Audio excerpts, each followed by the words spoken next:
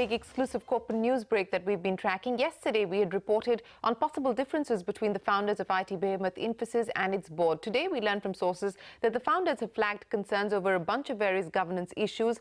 They've also raised the issue of bringing on board what they see some value-based people onto the board of Infosys. My sources tell me that informally, the founders of Infosys had suggested bringing on board Mohandas Pai, the former HR head of Infosys, and the former CFO V. Balakrishnan, but that was rejected by the board of Infosys. I'm also given to understand that informally, once again, the name of Marty Subramaniam, who was an independent director on the board of Infosys till about 2011, is doing the rounds, and this has been now discussed informally between the founders and the board of directors. So the crux of the matter is that at this point in time, the founders of Infosys want to strengthen the board of Infosys because they believe that board governance needs to be strengthened. So it has more to do with the board and less to do with the founders having any real difference in terms of strategy, etc., with Vishal Sikka. Well, I spoke with Mohandas Pai, who was a former executive at Infosys. Remember, Mohandas Pai, along with V. Balakrishna, had written to the Infosys board in 2014 saying that the company should consider a buyback. Another CNBC TV 18 exclusive that we broke yesterday suggests that perhaps a buyback is one of the options that Infosys is looking at. I spoke with Mohan and asked him why he believes this is a good time for companies like TCS, Wipro, Infosys, etc. to consider the buyback option and how he believes that could perhaps create value for shareholders. Here's what he had to say. I believe that big companies like an Infosys, a Wipro, or a TCS, or a Cognizant, or a HCL, they have something like $16 billion of cash sitting on the balance sheet between them.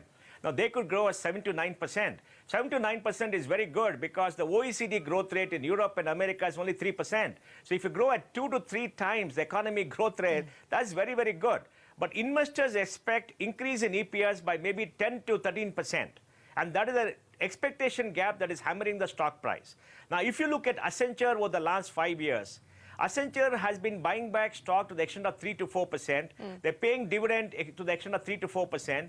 And the EPS has been growing up by maybe 9 to 10%.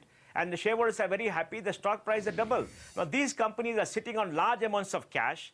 And they're sitting on large amounts of cash and giving stories to all of us as investors that they need the cash. I was the CFO. I gave a similar story, but we had a model. Now, I don't know what the model is because clearly they're sitting on excess cash. The return on the cash is only 6 to 7%.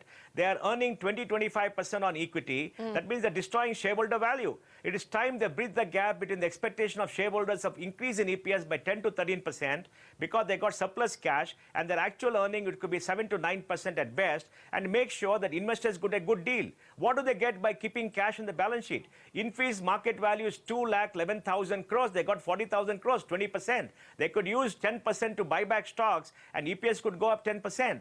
And TCS has got 4,35,000 crores. They got 40, 45%. They could use 5% of that and increase the EPS. They must give the cash back. They don't need the cash because they got cash surpluses. They don't need the cash because they generate huge amounts of cash to the extent of 18, 20% of the total revenues. And they're all service companies. They don't require investment. They're not made any large blockbuster acquisitions. And if they make acquisitions by giving cash, it'll be a very silly thing to do because the shareholders will not share the risk.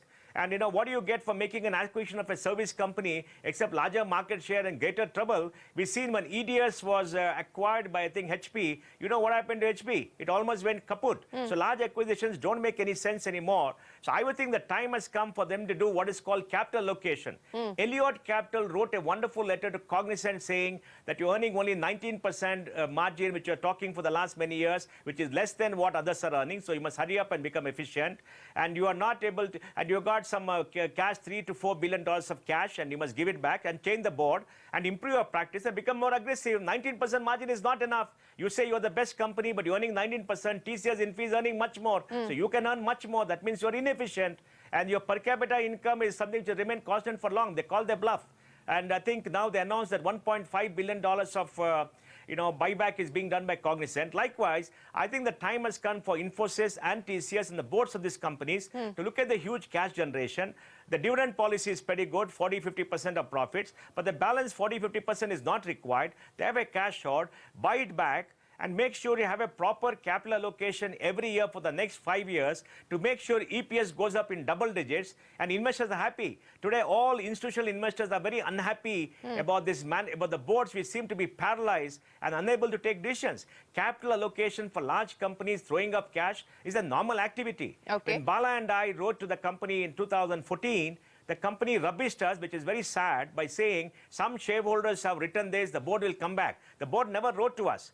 In any US company, if investors write to the board comes back and gives a logic. They tell you why they're doing, what they're doing, and how they're going to be focused on creating shareholder value. Okay. In the case of Infosys, from April 2011 till today, the market value has not gone up much. For 5 years, the market value has not gone up at all. So the board should be held accountable for not creating enough shareholder value or giving good returns to shareholders for the last 5 years. Okay. Yes, it went through a churn, it went through a change of management, we know all that, but that doesn't absolve the board of looking at proper capital allocation, use of surplus cash in the balance sheet, and telling shareholders, today our interest is as shareholders. So to that extent, I'm very happy that the founders of the company, who are major shareholders holding 12 to 13%, has sent a letter to the board asking for better governance practices. I think shareholders have to put pressure on the boards to act as fiduciary agents. The boards are not owners of companies, they're fiduciary agents. They must make sure shareholders get good returns, not sit on cash and not just not take any decisions. So I think the time is very right. Mr. Pai, since you brought up the story that CNBC TV 18 broke on the Infosys founders writing to the board of Infosys raising certain concerns, let me ask you how you read the current situation, because we are given to understand that there are differences of opinion on several matters, from severance packages given to the former CFO and the former general counsel to compensation issues linked to Vishal Sikka, and perhaps some of the other issues that you perhaps talked about, capital deployment and so on and so forth. People are drawing parallels between what has happened at the House of Tatas and what seems to now be unfolding here. Would that be a fair parallel or a fair analogy to draw? And where do you see this headed? Well, I think the Tata said that the values of the Tata house is not being followed by management. And well, you know, as majority owners of Tata Sons, they have a right. The only question was how they dealt with the chairman.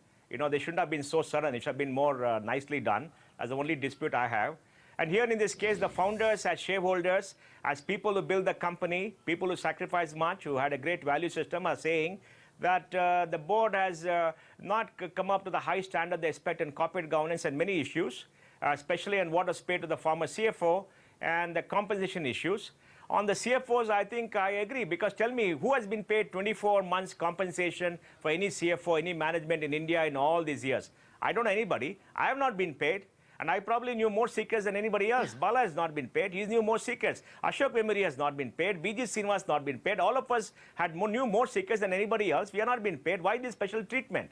And was the special treatment done just to pacify somebody, or you wanted to get rid of somebody? We don't know. And the board owes an explanation. The chairman came to the shareholders meeting and said the CFO has some secrets and he may go away. But those are all bogus claims, because all of us had secrets. We all knew about it. Why 24 months and why did it happen?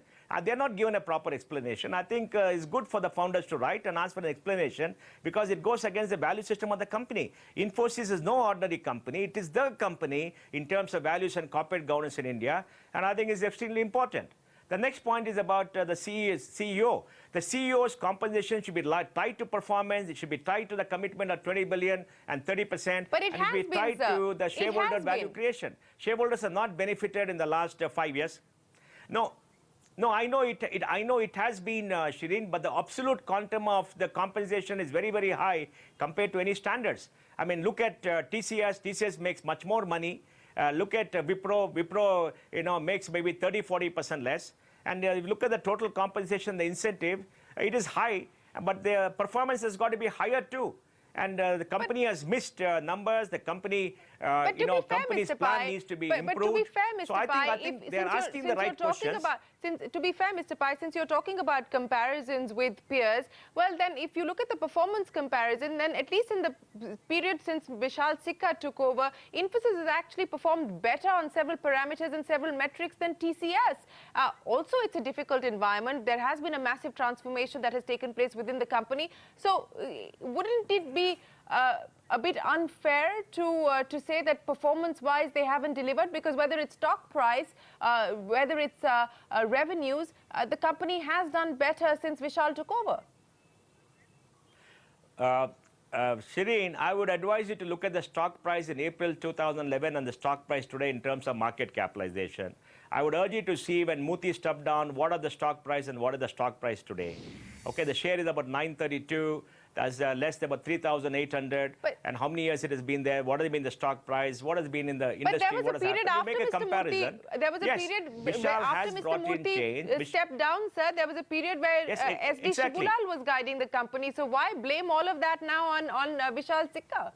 No, I'm talking, no. I'm talking about the time after Mooty came back, Mooty's come back, and Mooty stepped down. I'm talking about the time. I mean, let's go with data. Yeah. The key issue is like this, Shereen. You are paying a very high compensation to the CEO. The management team's compensation has gone up multi-floored in the last many years. What is the performance you're getting, and what are the norms? I think it's a right question for people to ask, because these are not ordinary compensations.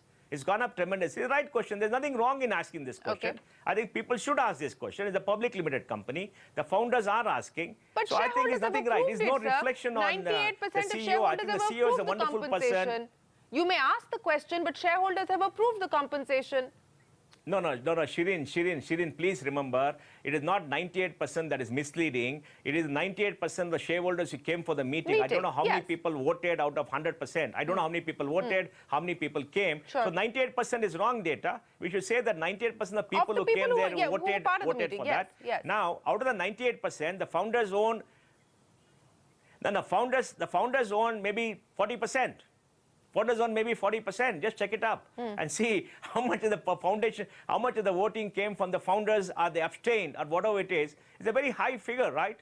Okay, so you're saying that this has to be an issue. This is not, the concerns are not so much about Vishal Sikka and Vishal Sikka's performance, but on the manner in which you believe the board is discharging its responsibilities. That's what the founders have said, right? That's there in the letter.